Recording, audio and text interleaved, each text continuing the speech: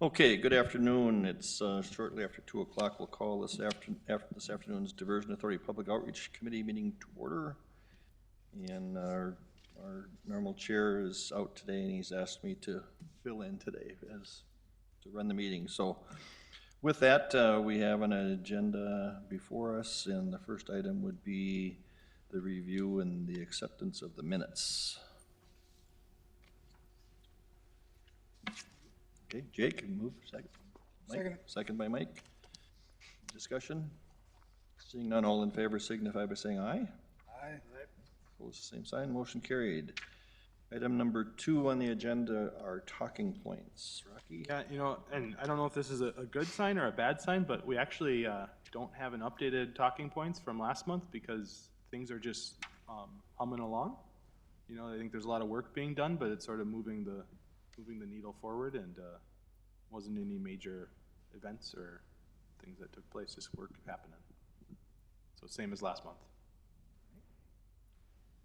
And Mr. Chair, I would just like to update everybody. We will be sending these talking points out to legislators and the Business Leaders Task Force moving forward. So as Rocky had indicated, we don't have any updates from last month, but in the future, that's where the outreach will go as well. So I guess I should just make note. Ken, welcome back. Thank you. It's good to be back here. But I do have to say that I have another meeting that I need to get to, so I'm only here for a few minutes. Okay, so you're wanting me to rush this through.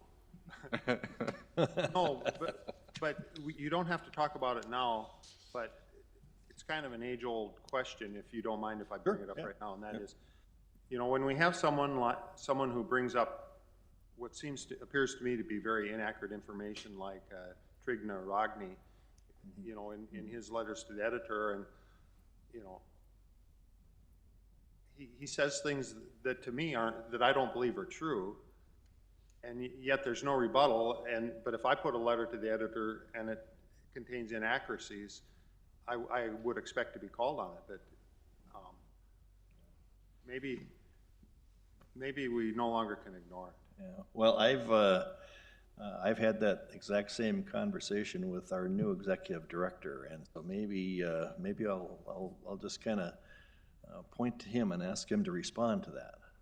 yeah, thank you, Commissioner Campbell and Commissioner Pollock. We have been talking about this issue the last 2 Public Outreach Committee meetings since I took the position as executive director.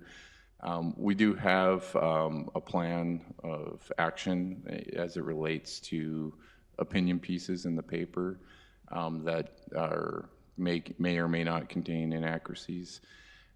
We talked back and forth about whether it's prudent of us to engage in a back and forth in the opinion section, whereas I think it makes more sense for us to be listed more in sort of an editorial or some other venue that would provide a little bit more credibility.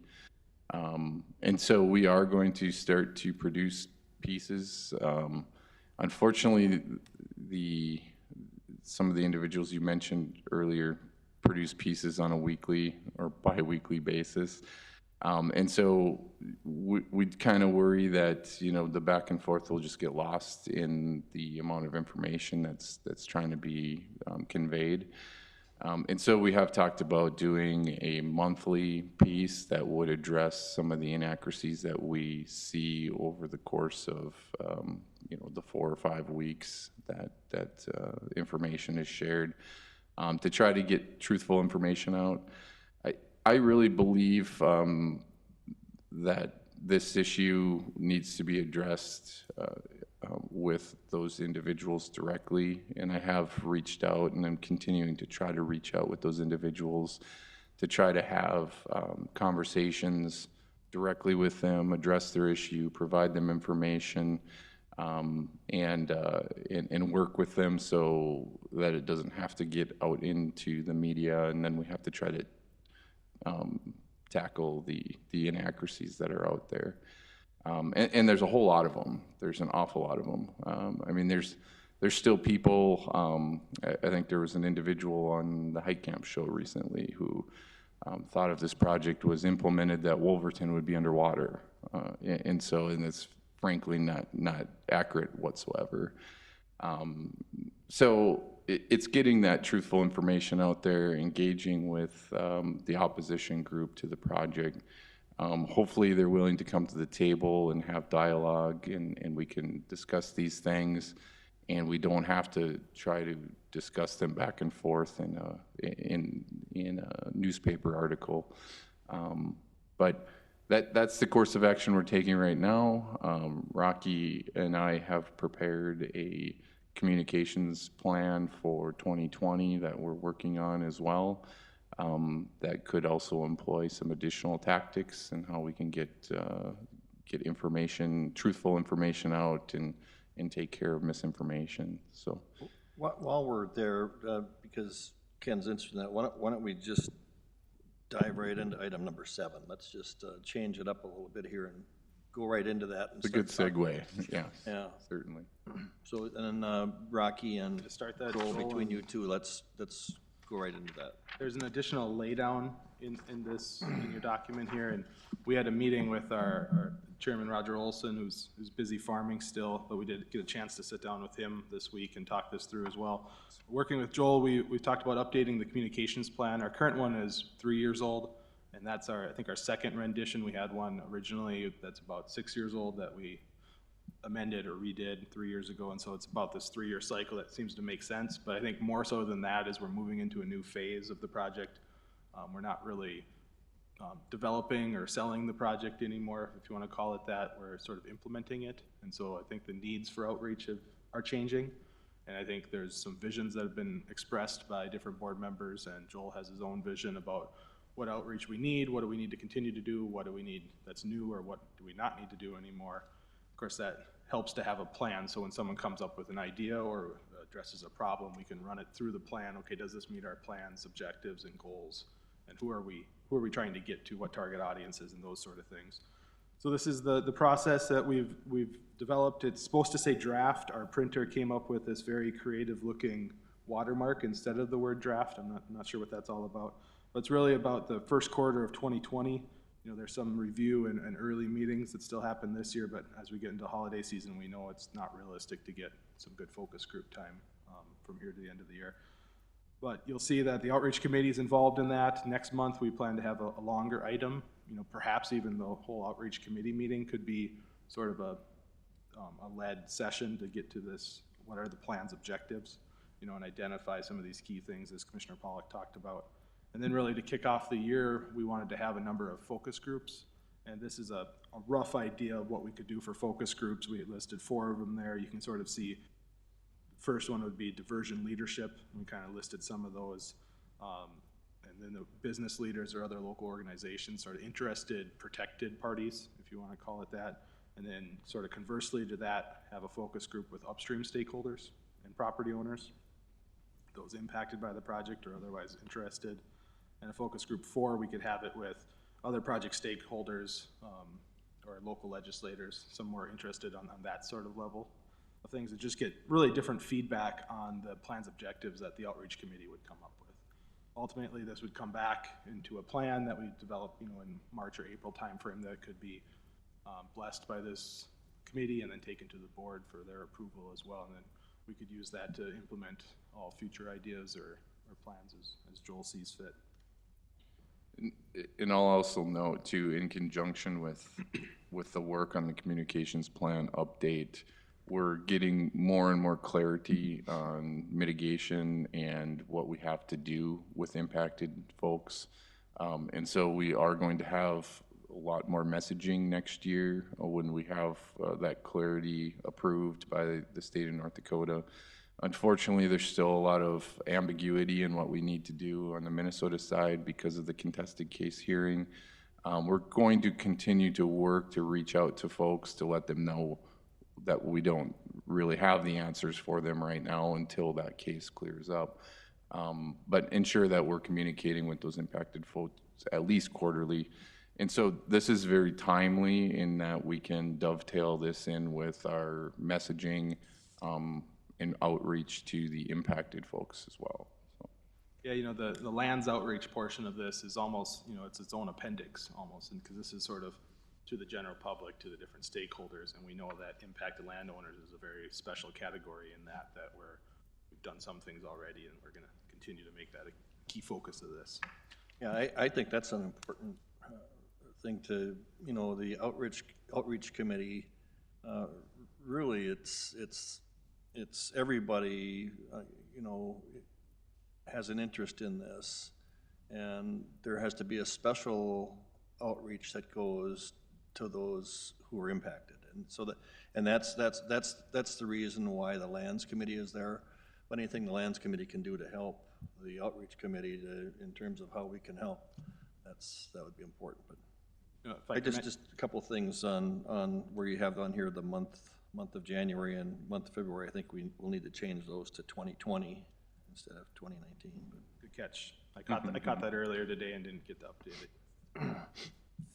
If I could add one thing that the Chair Roger Olson brought up that we talked about that we should incorporate into this is he was really interested in getting some more public feedback as well, and he's a fan of postcards. They're sort of cheap, effective to look at. People don't have to rip anything open first. You can look at them.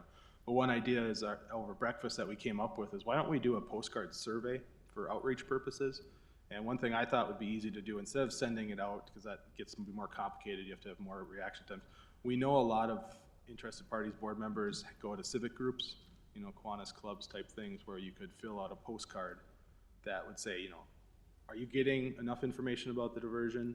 Do you want more information? Don't you care if you get information? Or, and then maybe where are you getting information? Is it from letters to the editor? Is it from website or from city leaders or county leaders? That sort of thing, just to kind of get a feedback and just ask, a member of the Kiwanis Club would stand up, say, would you mind filling this out before the end of your lunch? And then just collecting them afterwards. And pretty informal poll type thing, but I thought it might give us a good sense of feedback.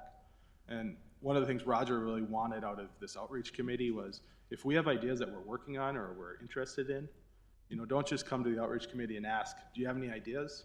Bring forward a concept like that and let all of you respond right away, think about it, respond the next meeting, send us an email or whatever, but give you guys something to think about that you can comment on, not just bring up your own ideas that haven't been through sort of a intellectual mill process. So that was one idea that came out of our breakfast that I thought had a lot of promise. Really, it's timing. You could do it whenever, but I thought it would fit really well into this, and we could have a section sort of, what are the public saying? Type thing.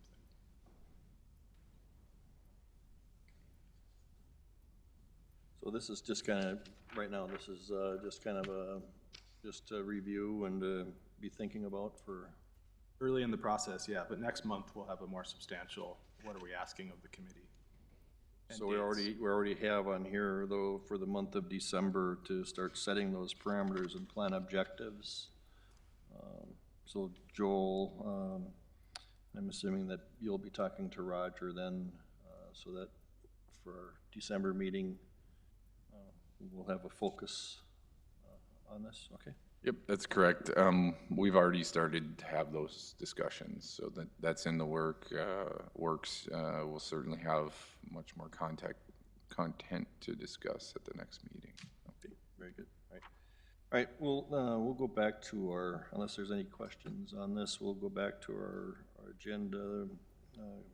We'll go to number 3, lands outreach, 3A, the biogeotechnical monitoring.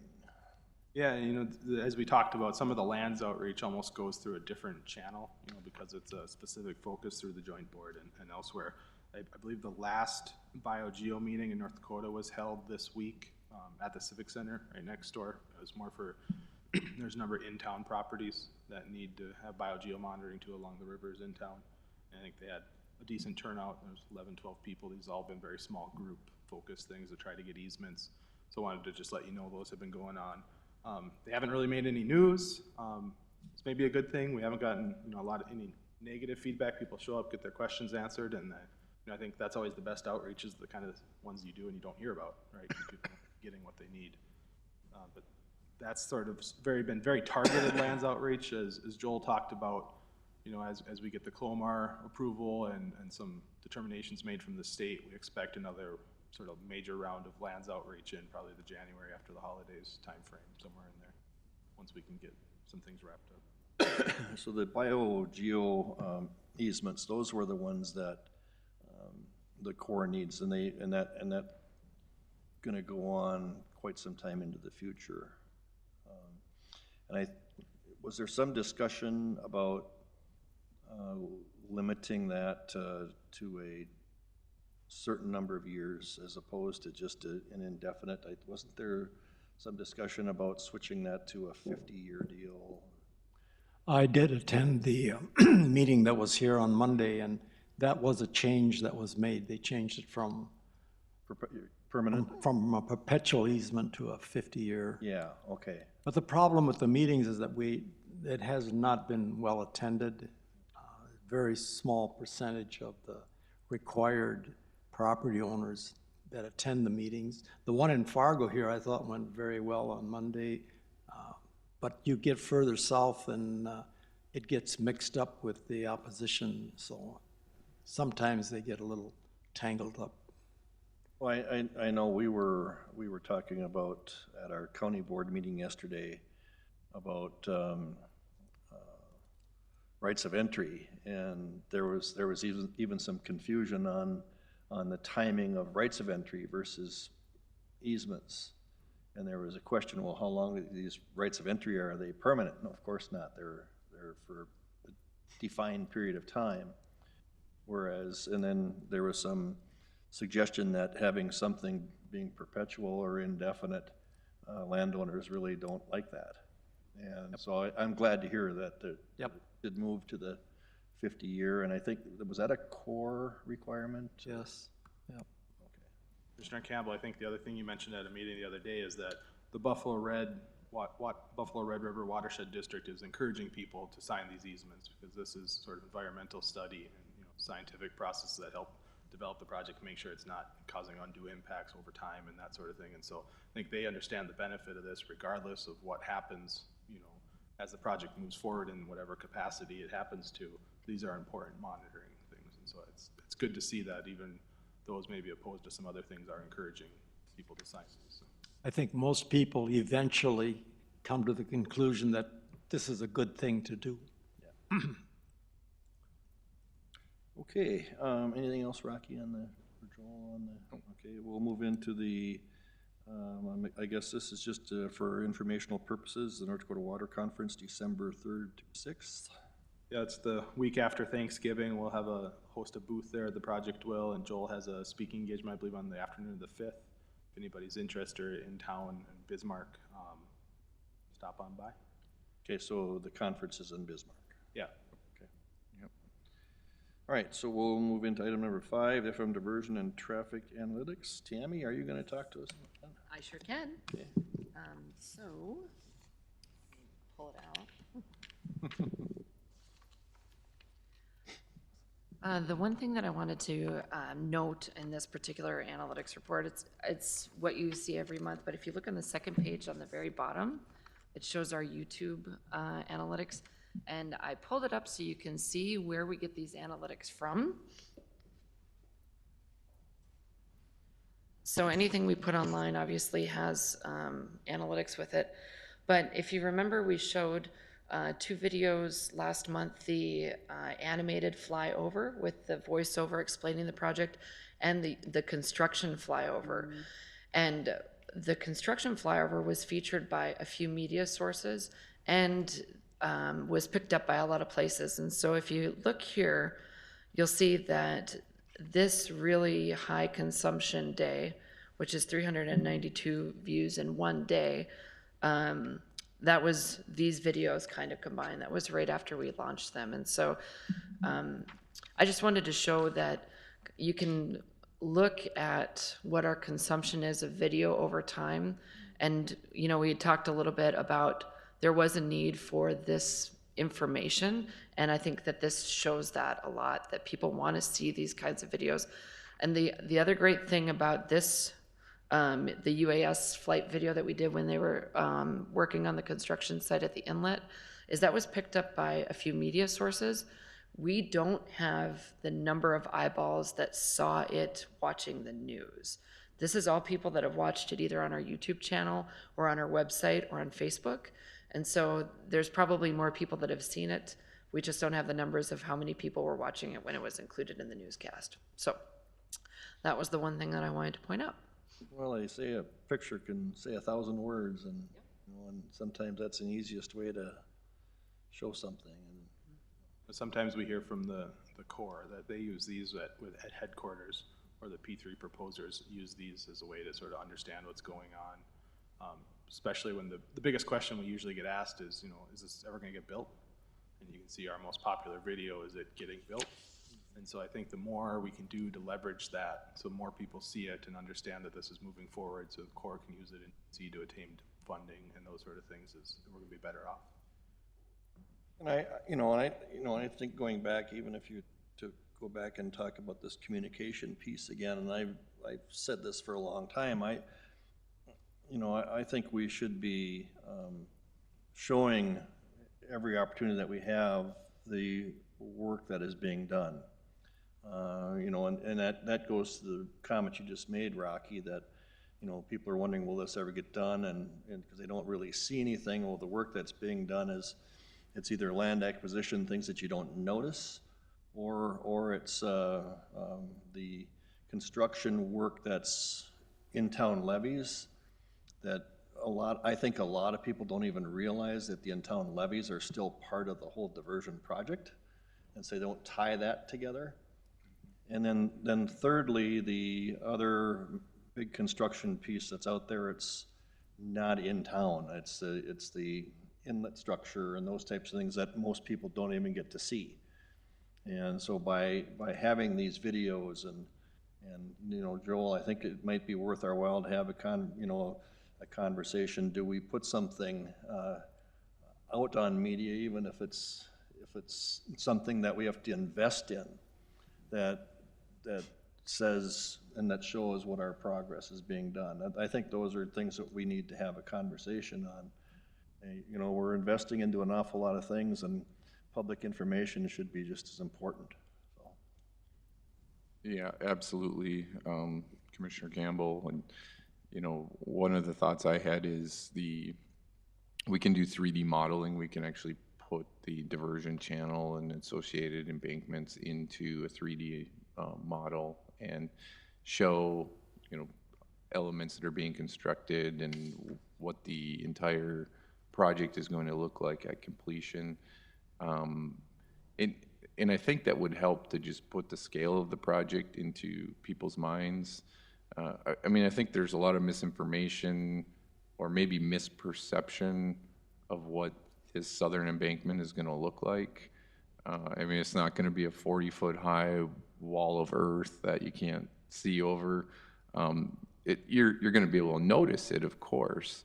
But I think you get something in your head when you hear dam and embankment, and it'd be nice to be able to get a 3D rendering of what this project is going to look like and be able to show that around. And well, to show it around, and then how do you reach the most people that you can, where it's talked about and talked about and talked about? I think back to the work that the business community has done I remember it was the last couple of falls, they took out 2-minute or whatever 1-minute ads, and I think every time I sat at home and watched a Vikings game, I saw an issue regarding flood protection for Fargo Moord and the work that was being, and why it was needed to be done. And now, in addition to still saying why it needs to be done, is to be showing what is being done. And and I think that was really effective. When we stop thinking about it, there's an awful lot of people in our area that on a Sunday afternoon they're sitting watching a Vikings game, and you're going to catch a lot more than you are than having them go to our YouTube video on our website. Those are things that should be talked more about and investing into that. Certainly. Okay. Tammy, anything else on the analytics? Do you want to mention Christmas? Okay. The one thing that's not in here that we've been working on, I just wanted to know, is that we're working on an educational display at Lindenwood for the Christmas lights display to talk about the need of the project. So if you drive through Lindenwood, you'll see a giant map of the project and some sandbags. And the messaging is, you know, we needed 7.3 million sandbags in 2009, and with the diversion, we'll need 0. So I hope you get a chance to drive through there. It opens on Thanksgiving I'm Day. just glad that the road's gonna be open and not being flooded December to have it, so. Oh, exactly. You know, we have at our spot location in Lindenwood where we're doing this, we have the levels of flooding, and our pole is 14 feet high, where our stand's at, or where the water's at, so it just shows that when you drive through, Good idea, yeah. how much water we're talking about. Okay, so then do we want to move into the video presentation? Yes. So Tammy was out flying the drone for a couple other purposes as well that we need to sort of monitor the starting conditions of the Wild Rice River Control Structure and a wetland mitigation project. And there was a crane out at the inlet structure showing some real construction. So Tammy got some really nice footage of the inlet structure too, to try to almost a season in.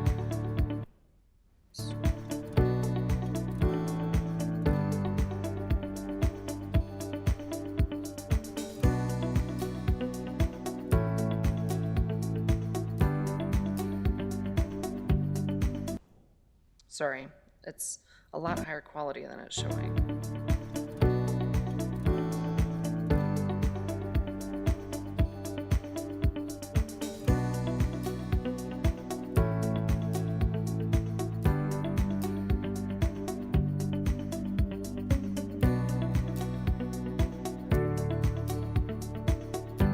You can see that embankment that Joel's talking about to the left. Screen there, that's what the embankment looks like.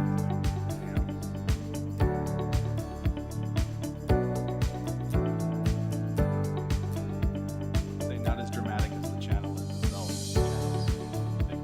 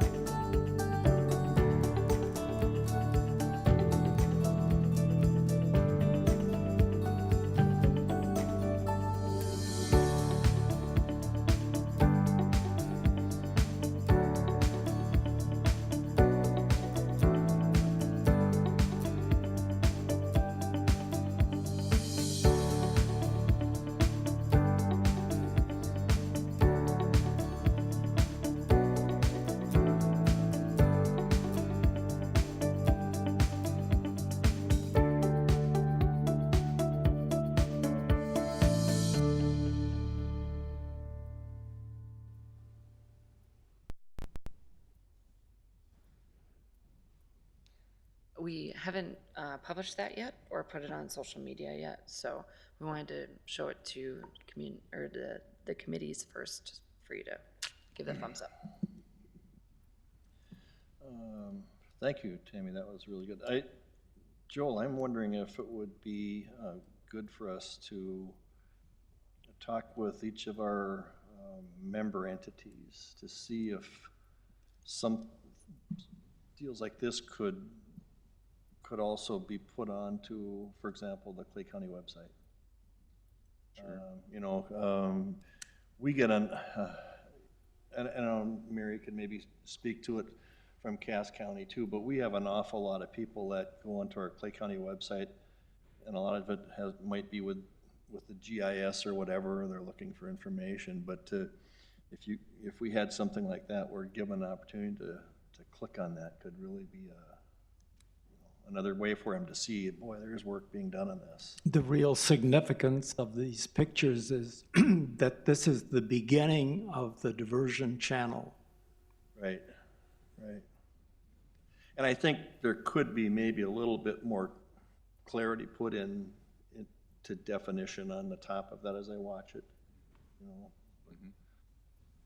You know,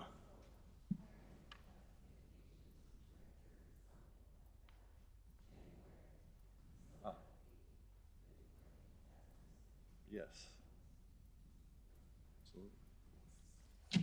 Commissioner Campbell, just to spitball another idea that, haven't run by Joel, but we've had a lot of success on the project this year. Mary as chair has overseen a lot of advancements, obviously the hiring of Joel, federal and state funding, advances, construction advances, and it might make sense to sort of compile these into a, 2 to 5 minute video that's sort of a year in review. I know the cities do a year in review video at sometimes, something like that then could be shown at your, commission, or at Clay County could put it on the website as an update that talks about all the highlights of the year type thing. Maybe that's something that the 4 mayors, each one of them gets up and promotes their own little gig that goes on in January, I think it is, but maybe we could convince them that that's a time to show a joint effort that's going on in something like this, being that place is full of people.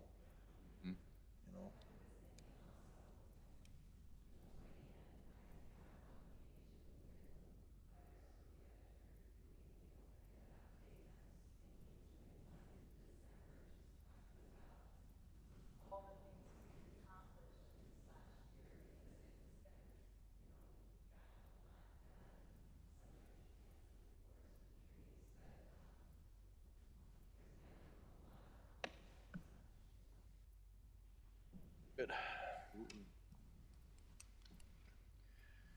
Okay, with that, I think we're kind of getting ready to wind down. We have our 2020 meeting calendar input.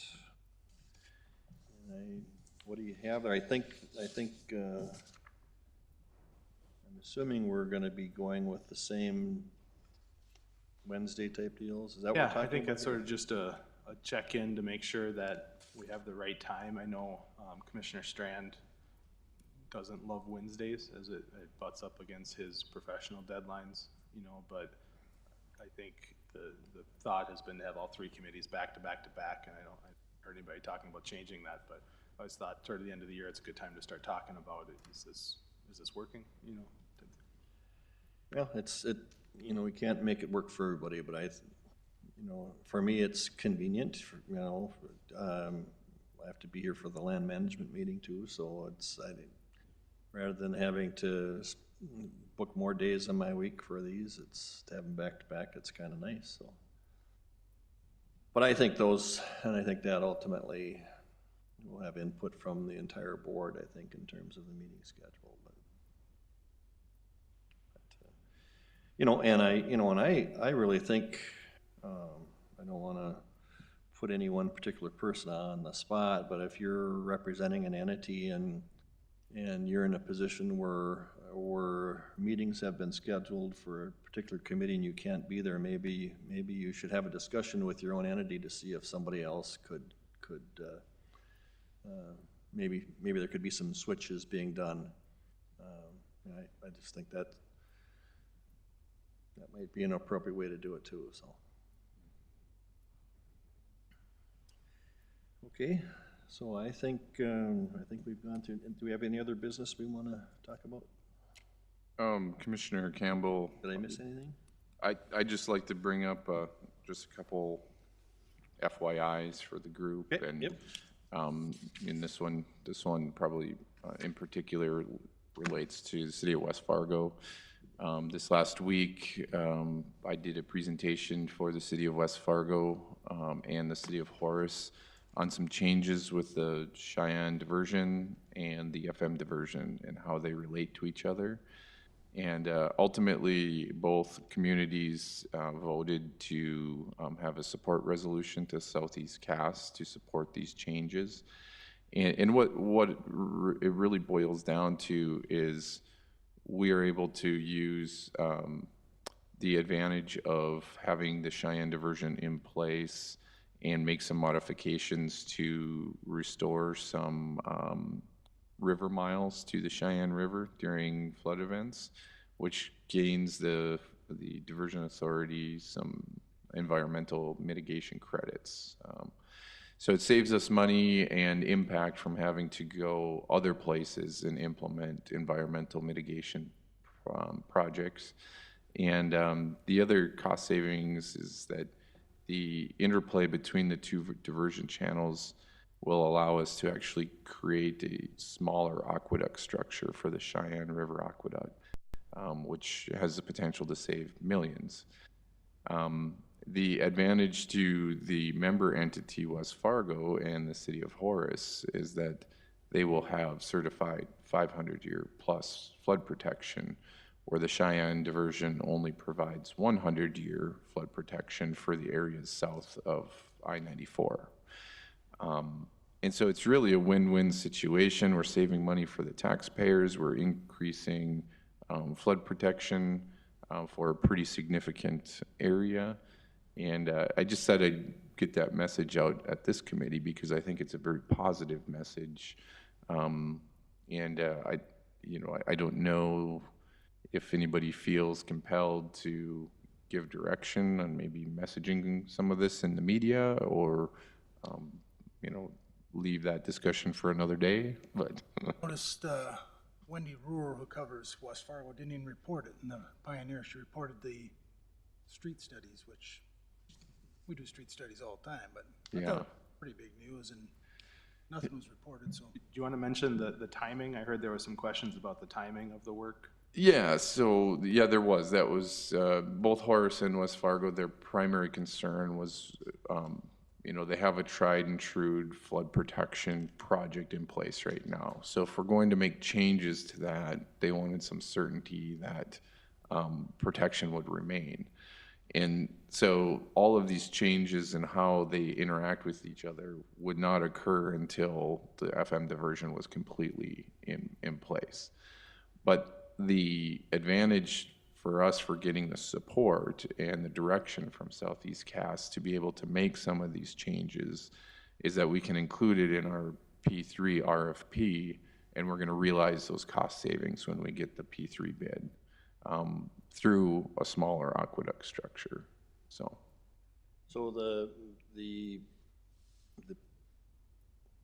you mentioned that there was some Cheyenne River miles.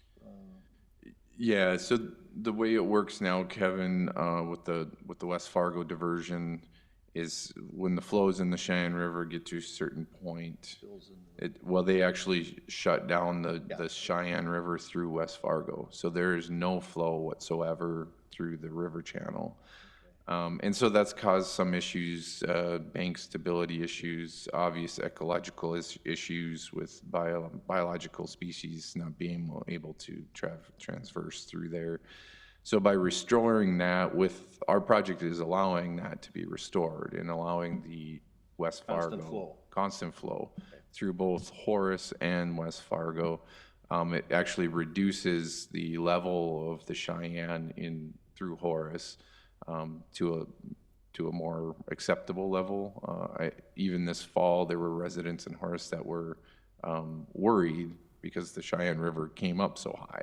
Now, they were protected, of course, but it still caused some impacts on people's yards and things of that nature. That won't occur in the future because we'll be able to meter the amount of water that comes into the protected zone.